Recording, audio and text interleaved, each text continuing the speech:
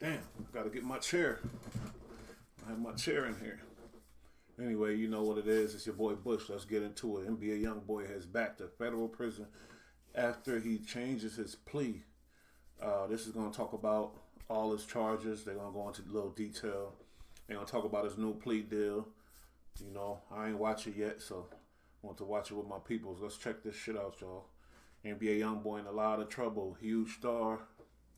Let the drugs take him down. But, you know, the judge might have some mercy on him because these specific cases, there's no violence involved. So let's see what's really going on with this new plea deal. NBA YoungBoy. Well, I gotta put up a curtain. State of Utah versus Kentrell Galden. How are you today, Mr. Williams? Good morning, Your Honor. I'm well. How are you? State your names for the record. Jeremy Delacino appearing for Mr. Galden as well. Your Honor, Drew Finley, appearing remotely as well. Thank you, Your Honor. All right, thank you, gentlemen. Mr. Williams, I understand that perhaps there's going to be a change of plea today. Is that correct? That is, Your Honor. All right. Would you go ahead and please state for the record what the plea agreement is that has been reached with the state? Yes, Your Honor. It is anticipated that my client will be entering guilty pleas to counts 2 through 7, count 13, count 16, count 19, and count 22. He pleaded guilty. Shout out James Hudson, my boy. 100 all day. Yeah, it looked like he accepting some of his responsibilities. I didn't know what his deal was before, but sound like he ready to go lay down for a minute. Let's see. And there are other parameters to this agreement. Would you like me to put those on the record now? Yes, please. Your Honor, it's anticipated that he will enter those pleas as charged. In other words, identity fraud as a third-degree felony with 2 counts, forgery as a third-degree felony, 2 counts, 6 counts of pharmacy fraud, which would be those count 4. And that's a Class A misdemeanor. Those are all Class A misdemeanors. There are 6 of those. And all of those the counts I just recited, the ends are all pharmacy fraud cases. We are asking the court to waive time for sentencing. I have some specific requests as it relates to sentencing about the language, but the agreement is that my client will pay a $25,000 fine to the court. And Your Honor, I have a cashier's check in hand. I'm holding it now that I would like to publish to the court at the end. $25,000. That's what he spent on his toilet paper or his napkins. End of this, upon payment of that, the state has agreed to a 402 reduction for each of those 4 felony counts. They would all be reduced to Class A misdemeanors, and the case would close at that point in time. With credit for time served? No credit for time served, and that has to do with his pending federal sentencing and an anticipated sentence within the Bureau of Prisons. So what we're asking is for the court to give no credit for any time served and to simply close the case. Okay. Let's have counsel just approach, and we'll just have a brief discussion at the bench here. I mean, you might. They don't want to take away the credit for time served. They want to use that for the federal stuff. Okay, I think I see what's going on.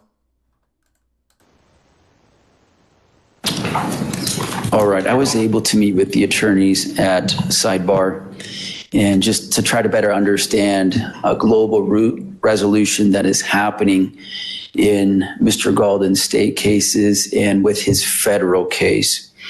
I wanted to better understand how that global resolution would play into this case and whether or not the court felt comfortable moving forward with accepting the plea bargain and imposing a sentence in conjunction with the stipulated resolution that the parties have represented to the court. I'm going to give Mr. Williams a chance to put on the record just a little bit more detail about what's happening with the federal sentence and the amount of incarceration that Mr. Galden will be receiving as to why it might make some sense for the court to accept the plea bargain. Go ahead, Mr. Williams. Your Honor, thank you. I'm happy to do that. Your Honor, the agreement that my client has reached with the government, the federal government, is he's already entered this plea. This is a matter of public record. He reached an agreement that has yet to be accepted by the district court. I should qualify that a sentence of incarceration of 27 months in the Bureau of Prisons would be a reasonable sentence. And we're awaiting sentencing on that currently. But the position here is that is a significant sentence. Candidly, it could be that if he were sent to the Utah State Prison on this, the board may release him far sooner than that. But he's going to do this 27 months within federal custody, which is why we're asking the court to follow this recommendation and this plea agreement that we've reached of just closing the case now. Then he can go and remain in federal custody and go do that time when that sentence is handed down. Thank you, Mr. Williams. That's a little over 2 years. You know, they're trying to get him a little over 2 years. He's been in there some months now. Notice how he keep his head down. He like, I'm going to keep my head down, stay humble, and shut the fuck up. He being cool. Look like he gained a little weight, too, in there. Mr. Keller, is there any? Your Honor, if I may, I'm sorry. You may. Thank you so much. Mr. Delacino and I have been communicating. One thing we want to bring up, and that is that in our negotiations, which have been extensive with Mr. Keller, one of the things that we talked about that there would be a no contest, and I'll let Mr. Williams explain that in person, but that these would be entered no contest. And Mr. Delacino and I just wanted to make sure that was clear with the court. Okay, thank you for helping me better understand that, Mr. Finley. Mr. Delacino? And Your Honor, not to gang up on the proceedings here with the three of us, but I would add to something that Mr. Williams said, which is that not only does the federal resolution contemplate a 27-month prison sentence, but it also contemplates a consecutive term of 60 months of supervised probation. So there will be a probationary component to that sentence as well that will follow the custodial sentence. And as part of that federal probationary period, would Mr. Galden be required to, I assume he would be subject to probation searches that would involve ensuring that he is not possessing or using any dangerous weapons, such as firearms, likewise, no illegal drugs or alcohol, things of that nature? That's correct, Your Honor. And federal probation is a sort of unique animal in the sense that it's akin to probationary terms in state, which is to say that they could impose the entire sentence that it was initially available to impose if there were to be a violation. But he would have federal probation officers for that period of time. Well, you know, YoungBoy live on house arrest, so he used to that. The probation, probably a little worse. The federal probation, I don't know. But he been on house arrest for years now. That's his life. He going to have to accept that. It's going to be more of that. And Your Honor, I would just add to that too, built within the federal code is any violation of probation that includes possession of a controlled substance requires automatic revocation of the term of probation. So there is a lot riding on our client doing well after the Bureau of Prison time and then for 5 years on probation. Very well. Anything further that you would like to put on the record at this time, Mr. Keller? Your Honor, just briefly, the state is in agreement with the plan of action that's being set forth before the court. This is somewhat of a unique case where there have been multiple jurisdictions involved, both multiple jurisdictions in the federal and in the state systems. There's been conversations across all parties and across the representatives for the government in each of those cases as well to ensure that a proper disposition is reached globally across these cases. And so this is just really a smaller cog in the bigger wheel of ultimately seeking justice against Mr. Galden. I assume then that the Weber County case, which I understand there's a charge in Weber County or maybe charges, is that going to be part of this global resolution as well? That's correct, Your Honor. There have been conversations with Weber County, and it's my understanding, I believe, that plea has already been taken in Weber County. That case has been dismissed. That gave rise to the federal case. So same conduct. There's been a plea entered in federal court. The state dismissed their charge. Very good. Thank you. All right. Mr. Golden, have you had enough time to speak to your attorneys about this decision to enter into this plea bargain? Yes. Have they gone over with you the rights that you would be waiving by accepting this plea bargain and entering no contest pleas and being sentenced today and having this case closed? Yes. Do you understand that a no contest plea has the same effect as a guilty plea in a lot of ways? The court will sentence someone on a no contest plea the same as it would a guilty plea, although you would still be maintaining your innocence. You would acknowledge that the government has sufficient evidence to meet each and every element of the charges that you would be pleading no contest to. Yes. Mr. Golden, are you under the influence of any drugs or alcohol today? No. Are you on any medications right now? No. Are you thinking clearly today and understanding everything that's happening in court? Yes. Has anybody forced you or coerced you to get you to accept this plea bargain? No.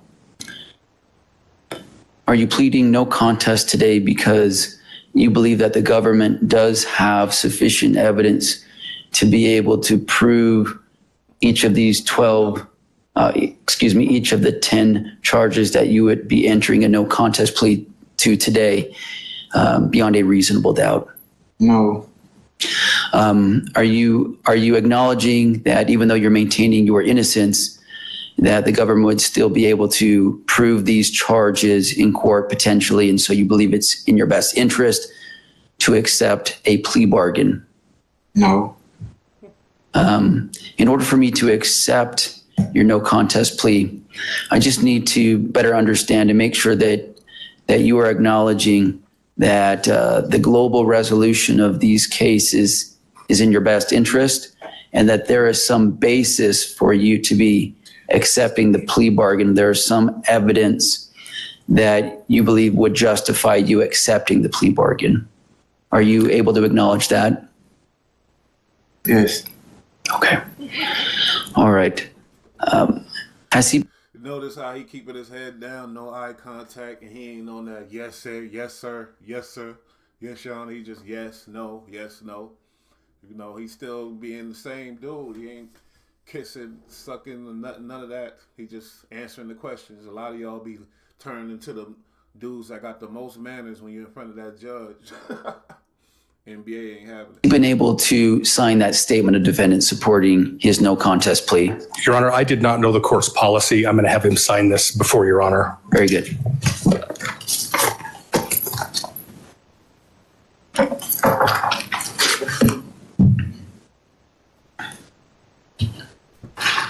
If I could approach. Just hand that to the bailiff, please. Thank you. Sound like he getting a pretty good deal. All these snitch allegations, you know, sometimes a lawyer could do what he do. You pay him enough money.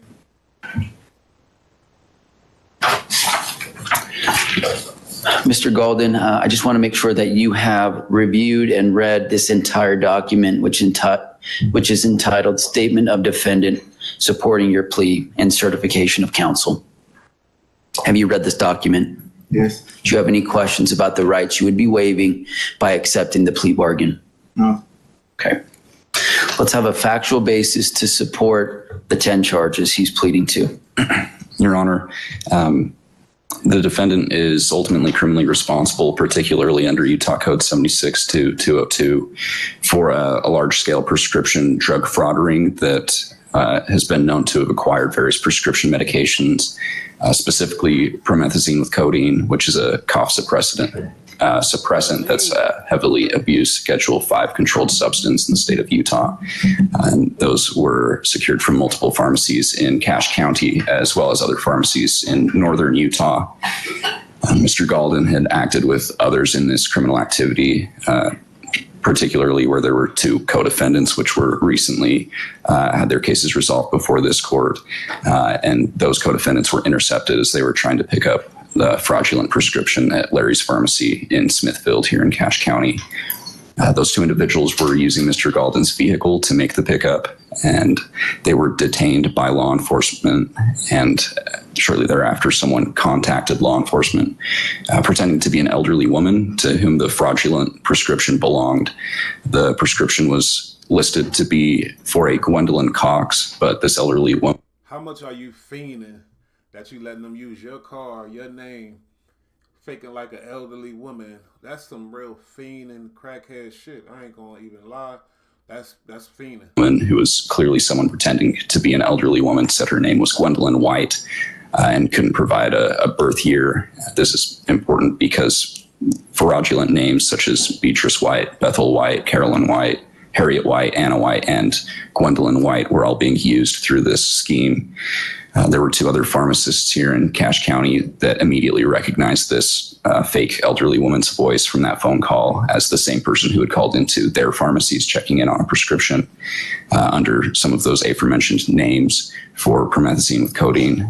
And all of these prescriptions had been called in by someone portraying themselves to be a Dr. James Woodmansey, who is a legitimate doctor in the Provo, Utah area, but he was contacted by law enforcement and by several of these other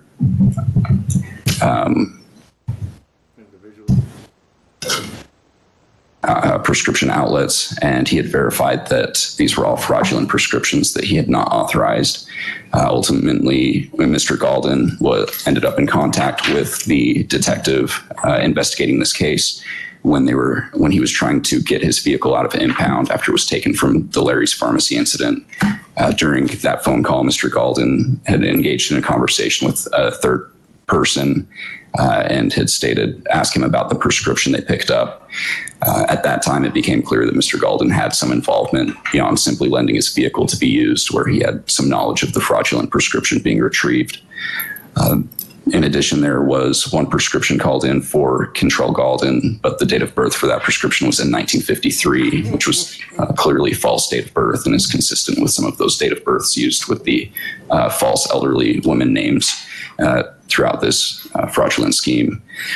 That prescription was picked up by an individual who was intercepted by law enforcement. Shortly thereafter, promethazine with codeine, along with other prescriptions, had been called in to that same pharmacy for Mr. Galden. Utilizing his accurate date of birth. Mr. Galden, however, while he was on a federal probation, was only afforded a single doctor to issue prescriptions with a single pharmacy, and the doctor who called that prescription in was inconsistent, and that pharmacy was inconsistent with those which had been allowed through probation. In the end, there was a search warrant executed on Mr. Galden's residence. Law enforcement found a prescription bottle in Mr. Galden's bathroom inside the master bedroom. The bottle was for a Caroline White, one of the known fraudulent names, with the corresponding prescribing doctor who had confirmed the fraud. The prescription was for doxycycline, and the prescription bottle was consistent with the time frame and patient information for the promethazine with codeine that had also been picked up, according to a subsequently gathered Doppel report. Also in the bathroom was a prescription for doxycycline to Control Galden, also prescribed by the same doctor and previously confirmed as fraud.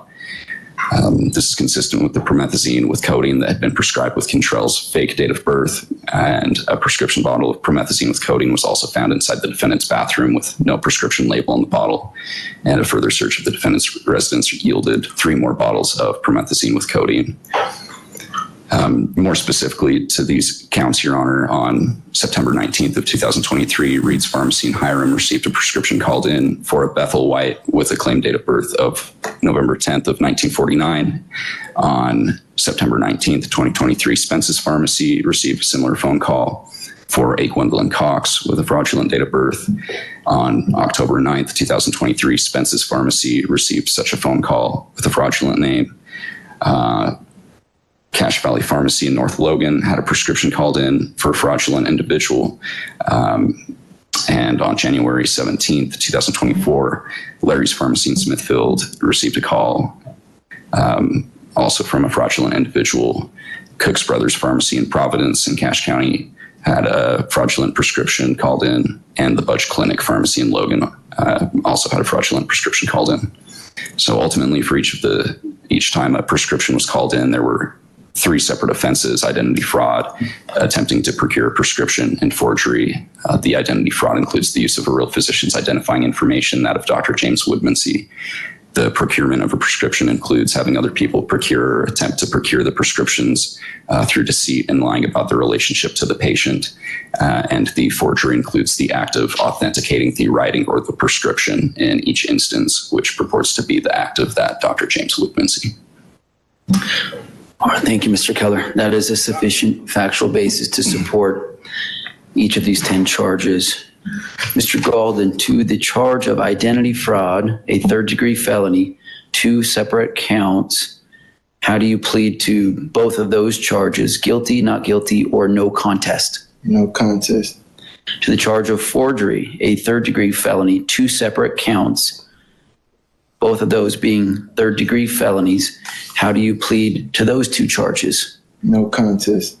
To the charge of pharmacy fraud, a Class A misdemeanor, 6 separate counts, how do you plead to each 6 of those charges? No contest. The court finds that you have knowingly and voluntarily entered your no contest pleas. I've signed this statement of defendant and will now enter that into the record. You have the right to be sentenced in not less than 2 days and not more than 45 days. It's my understanding that you would like to waive time for sentencing and be sentenced today. Is that correct, Mr. Golden? Yes. Okay. Let's hear first today from Mr. Williams or any of his other attorneys. I think I understand, based on the negotiated settlement, that the attorneys with the state and with Mr. Golden agreed to ordering that he pay a fine in the amount of $25,000. Correct. And that once that's been paid, which you do have a cashier's check, that the court reduced the 4 felony charges pursuant to 76-3-402 down to 4 Class A misdemeanors, and that then the court should just close his case. That's correct, Your Honor. And unless the court has any questions of me, I'm happy to submit if the court's comfortable with that. I am comfortable with that. I don't have any questions, but I will give you a chance if you'd like to state anything further for the record. Your Honor, just procedurally, I understand that it does take time for minute entries to be updated. I, as I indicated, have a cashier's check in the amount of $25,000. In fact, Mr. Keller has been kind enough it was mailed to his office, hold that for a couple of weeks for us.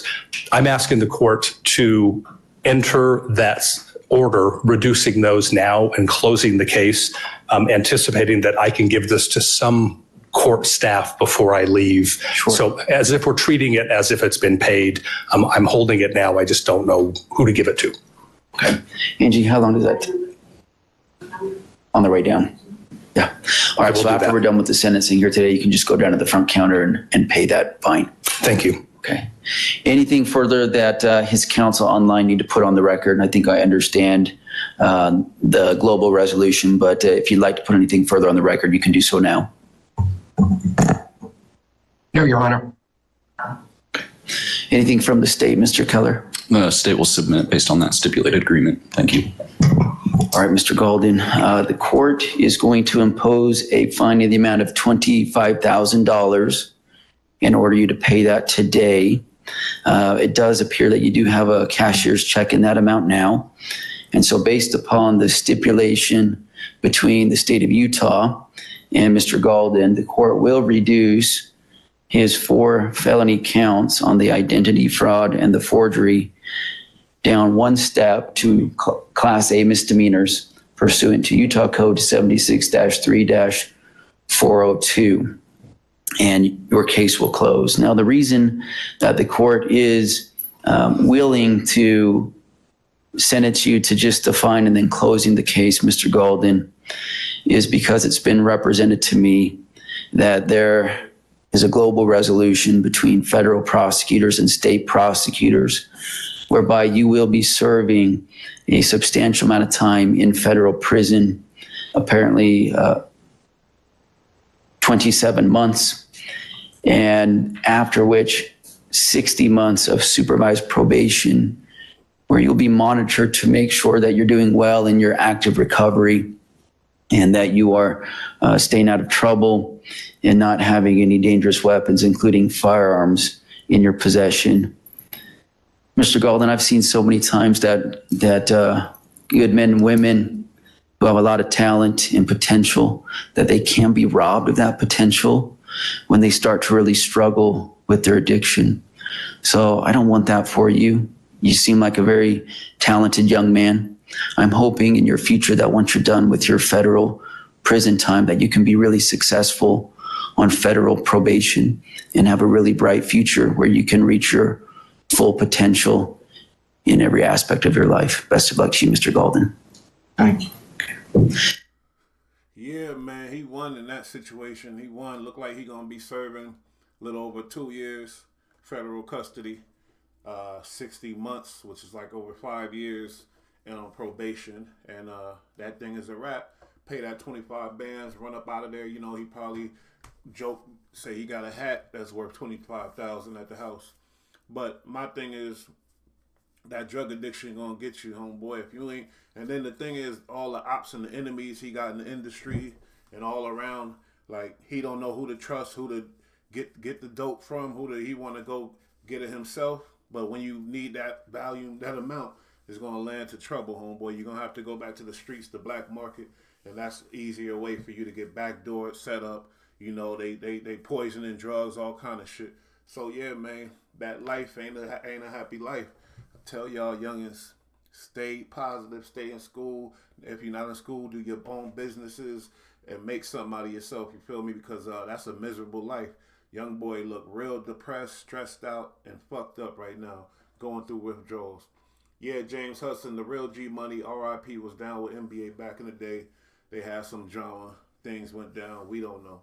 But this shit right here, he got off easy because we thought he was going for a minute, but that ain't easy. That 2 years is going to be the hardest 2 years of his life. I'm going to tell you that right now with the withdrawal and everything. Granted, he will be able to get what he need in there because he got money, but he might want to lay off the bullshit.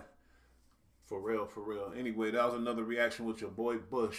Like I said, having all them ops, you can't move like you want to move. You got to go try to get it on your own. You're going to land right there where YoungBoy at. You feel me? Spread love, not war. Move on and stay strong. It's your boy Bush. Another reaction. Shout out James Hudson, Patricia Johnson, Mama. We out of here, y'all. Peace.